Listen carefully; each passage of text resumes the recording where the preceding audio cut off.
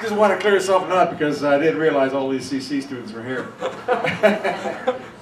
It's a lecture time. Yeah, things have really changed at Colorado College since I was a student there.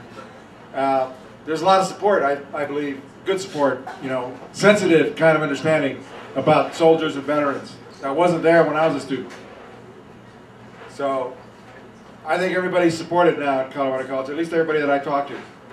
But it wasn't true when I was there as a student after I came back from Vietnam, believe me. It was very difficult. I remember one time I was walking around and I had one of these on.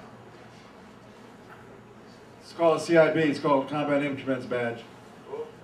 You know, I mean, it's just something that I wanted to wear, you know, because I wanted to feel like I belonged to something, at least that I belonged to combat vet group, you know.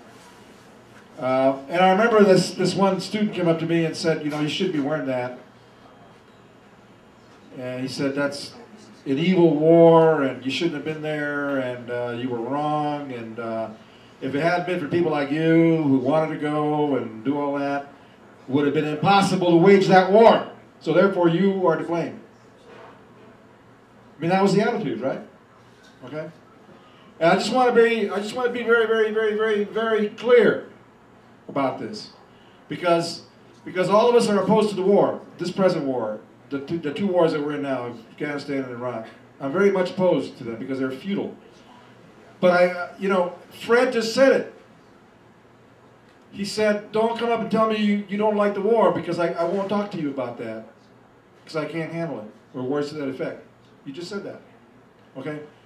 Let me tell you, when I came back from the war, I don't know about the rest of you guys that have been in combat, but when I came back from the war for about a year or two after I came back, I was just one big open sore, okay? I mean, I was just bleeding all over the damn place, figuratively, all right?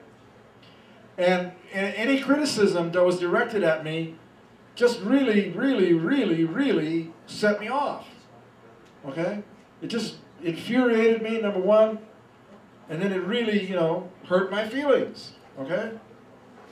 Because when I went to the war, and I think this is true for most of the guys that go to the war, when I went to the war, it was out of idealism. Somebody just said that, you know, about trying to help. Who was it? Garrett. Garrett said that.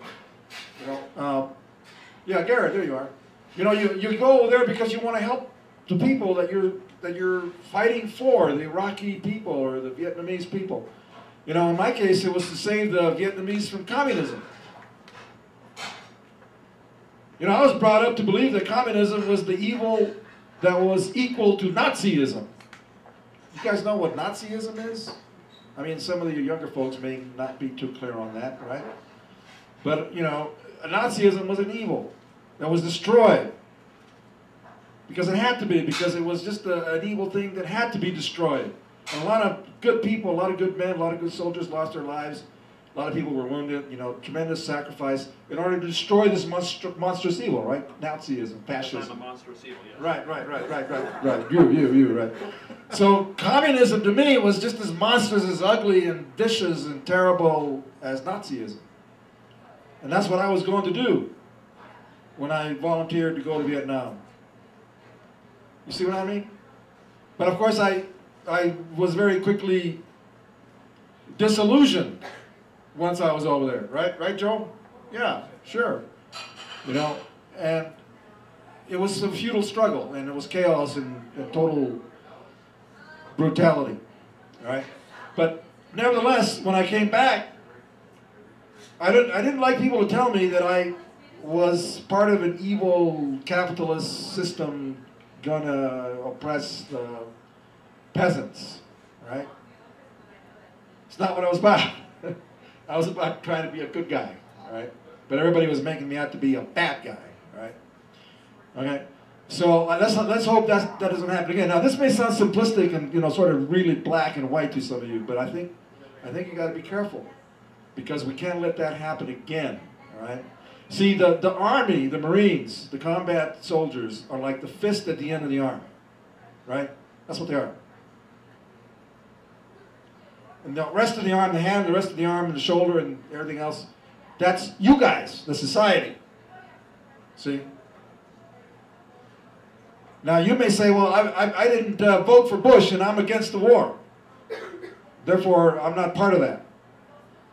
No, that's not true, folks. I don't care if you hate Bush or what. You're still part of the arm.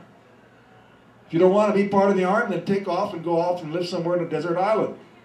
As long as you're here, you're part of the arm. I'll go to that desert island. Sounds nice. Yeah, well, I want to go too, you know, but I can't afford to, huh?